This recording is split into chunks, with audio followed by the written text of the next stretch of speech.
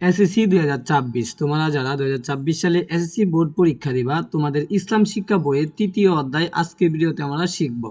তো চলো দেখি, তৃতীয় অধ্যায়ের নাম হলো এবাদত। তো এবাদত সম্পর্কে তোমাদের সিলেবাসে, সংক্ষিপ্ত সিলেবাসে যা যা রয়েছে, যে পার্টগুলো রয়েছে সেগুলো নিয়ে আমি এই সাজেশন বইটা তৈরি করেছি। তোমরা চাইলে এই পিডিএফটা আমাদের থেকে সংরক্ষণ করতে পারো। ভিডিও শেষে আমরা হোয়াটসঅ্যাপ নাম্বার তোমাদেরকে দিয়ে দেব। দেখো, এই তৃতীয় অধ্যায়ের পার্ট 1 নাই তোমাদের সংক্ষিপ্ত সিলেবাসে, পার্ট 2 আছে, এই জন্য আমরা পার্ট 2 রাখছি। তো এভাবে ধারাবাহিকভাবে তোমাদের যেখান থেকে প্রশ্ন করা হবে সেগুলা রাখা হয়েছে, যেখান থেকে করা হবে না সেখানে সেগুলা রাখা হয় নাই। চলো আমরা দেখি পার্ট 2। সালাত। নামাজ শব্দের অর্থ কি? ক্ষমা প্রার্থনা করা। কিয়ামতের দিন মহান আল্লাহ সর্বপ্রথম হিসাব নিবেন, সালাতের হিসাব নিবেন। একজন মুমিনের জন্য সালাতের গুরুত্ব অপরিসীম। এরপরে দেখো, ইসলামের স্তর কয়টি? 5টি। ইসলামের স্তর কয়টি? 5টি। মানুষের অশ্লীল ও খারাপ কাজ থেকে বিরত রাখে সালাত। এরপরে ইমান ও কুফরের মধ্যে পার্থক্যকারী সালাত। শরীয়তের অনুমোদিত কারণ ব্যতীত কখনোই ত্যাগ করা যাবে না সালাত। এরপরে সামাজিক বন্ধন সুদূর হয় সালাতের দ্বারা। এরপরে আমাদের সময়ের গুরুত্ব ও শৃঙ্খলাবোধ শিক্ষা দেয় সালাত। তারপর ফরজ, জোহর, আসর, মাগরিব, এশা হলো 5 ওয়াক্ত সালাতের নাম। আচ্ছা, এরপরে দেখি আমরা যদি এইগুলো একটু স্পষ্টভাবে মুখস্থ করে পড়ি তাহলে কিন্তু আমরা এমসিকিউ এগুলা এখান থেকে কমন পাবো। দেখো, সালাত শব্দের অর্থ, সালাত একটি আরবি শব্দ, সালাত এর ফার্সি প্রতিশব্দ নামাজ। এরপরে ইসলামের কয়টি রুকুন? 5টি রুকুন। সালাত ইসলামের কততম রুকুন? দ্বিতীয় রুকুন। এরপরে দেখো, কোনটি ইসলামের রুকন নয়? এটা হলো জিহাদ ইসলামের রুকন নয়। এরপরে কিয়ামতের দিন সর্বপ্রথম কিসের হিসেব নেওয়া হবে? সালাতের হিসেব নেওয়া হবে। এরপরে যদি আমরা দেখি সালাতের আদায় করা কি? সালাত আদায় করা ফরজ। নিয়মিত সালাত আদায় করা মানুষের কোন কাজে সহায়তা করে? খারাপ কাজ থেকে দূরে থাকতে সহায়তা করে। এরপরে দেখি আল্লাহর প্রতি অনুগত্য প্রকাশ সর্বোচ্চ প্রস্তাব কোনটি? সালাত। আচ্ছা, মান্নান আল্লাহর নৈকট্য অর্জন করতে চায়, এজন্য তাকে কি করা উচিত? সালাত আদায় করা উচিত। সালাত মুমিনের জন্য মিরাজ। এরপরে 12 নম্বরটা, জীবন ইমান মজবুত ও আত্মশুদ্ধি অর্জন করতে চায়, এজন্য তার কি করা উচিত? সালাত আদায় করা উচিত।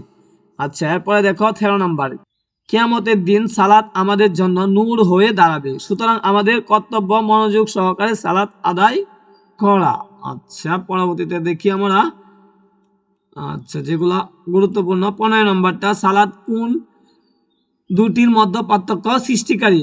ইমান ও কুফর দুটির মধ্যে পার্থক্য সৃষ্টিকারী। ইসলামের কোন রুকুনটি আমাদের একত্রবদ্ধ হয়ে কাজ করার শিক্ষা দেয়? সালাত। এরপরে জামাতে সালাত আদায় করার কত গুণ সওয়াব বেশি পাওয়া যায়? 27 গুণ সওয়াব বেশি পাওয়া যায়। এরপরে দেখো, জামাতে সালাত আদায়কারীদের মধ্যে উঁচু নিচু কোনটি ভেদাভেদ থাকে না, এর ফলাফল কি?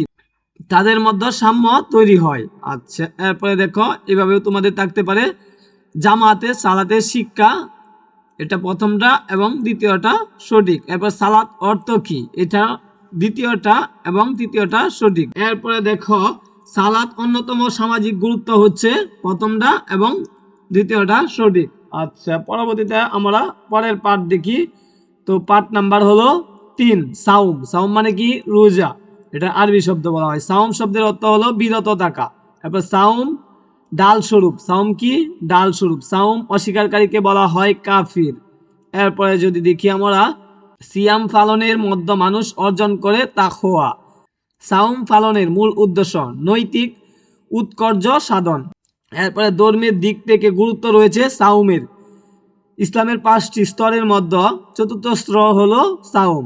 এরপরে দেখো, সাউম পালনের মাধ্যমে একজন মানুষ উপলব্ধি করতে পারে ক্ষুধার্তর যন্ত্রণা। সাউম মাধ্যমে লাভ করা যায় আল্লাহর নৈকট্য। সাউম প্রতিদান দিবেন স্বয়ং আল্লাহ, কি করবেন? প্রতিদান দিবেন। সাউম আরবি শব্দ। সাউম এর ফার্সি প্রতিশব্দ কি? রোজা। সাউম শব্দের অর্থ কি? বিরত থাকা। আরমান রমজান মাসে সুবহ সাদিক থেকে সূর্য অস্ত পর্যন্ত পানাহার ও ইন্দ্রিয় তৃপ্তি থেকে বিরত থাকে। ইসলামের পরিভাষায় অনাহারের কাজটিকে কি বলা হয়ে থাকে? সাউম বলা হয়ে থাকে। আচ্ছা, পরে দেখি, সাউম এর সময়কাল সুবহে সাদিক থেকে সূর্য অস্ত পর্যন্ত। রমজান মাসে 1 মাস সাওম পালন করা কি ফরজ? সাওম পূর্বের নবী রাসূল সাল্লাল্লাহু আলাইহি ওয়াসাল্লাম উম্মতের উপর কি ছিল?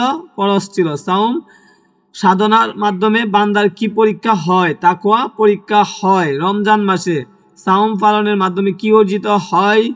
তাকওয়া অর্জিত হয়। আল্লাহ ভীতি অর্জিত হয় কোন ইবাদতের মাধ্যমে? সাওম ইবাদতের মাধ্যমে। ওকে, তোমরা এইভাবে সাউন্ড গুলো পড়ে নিবা। সাউন্ড থেকে যেগুলো এমসিকিউ আছে এগুলো তোমরা ভালো করে পড়বা। এরপরে যদি আমরা দেখি পরের পার্ট, এটা হলো 4 নাম্বার পার্ট। সাওমের পরে কি? যাকাত। মানুষের মনে ক্ষুধাবৃত্তি সৃষ্টি করে যাকাত। যাকাত শব্দের অর্থ পরিশুদ্ধিতা। এরপর যাকাত ইসলামের তৃতীয় স্তর। ইসলামের সেতু বন্ধন হিসেবে কাজ করে যাকাত। যাকাতের নিকাশের শতকরা 2.5%, মানে 2.50%, মানে হলো 2.5%। এরপরে দেখো যাকাতের ফলে দেশের অর্থনীতি সচল হয়। সামাজিক অস্থিতিশীলতা ও বিশৃঙ্খলা দূর করতে সহায়তা করে যাকাত। ইসলামের দৃষ্টিতে গরিবের অধিকার হলো যাকাত।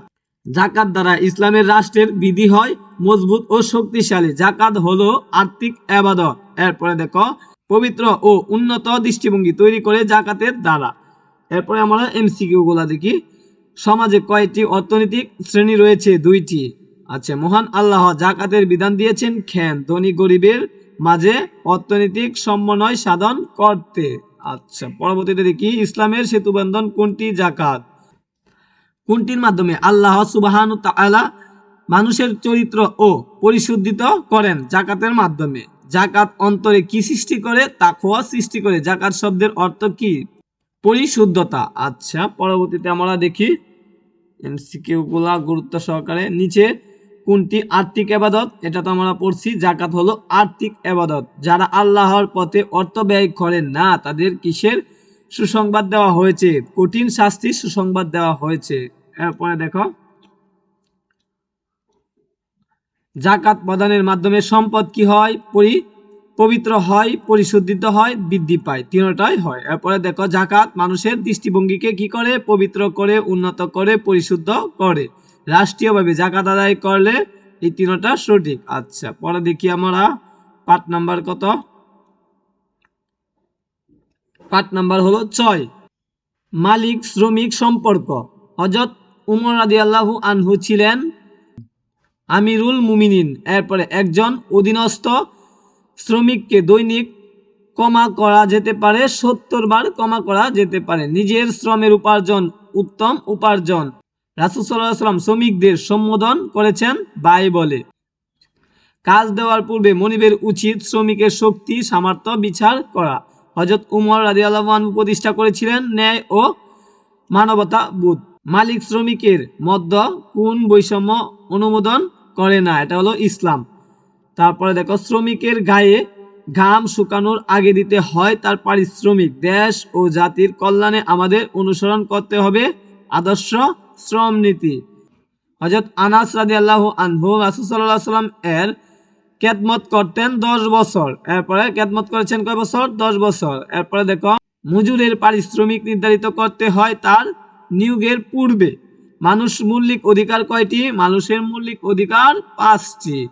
মানুষ কাজ করে কেন? মৌলিক অধিকার অর্জন করার জন্য। আচ্ছা, মানুষ কি ধরনের জীব? সামাজিক জীব। মানুষ একে অন্যের মুখাপেক্ষী হতে হয় কেন? জীবন ধারণে করার জন্য।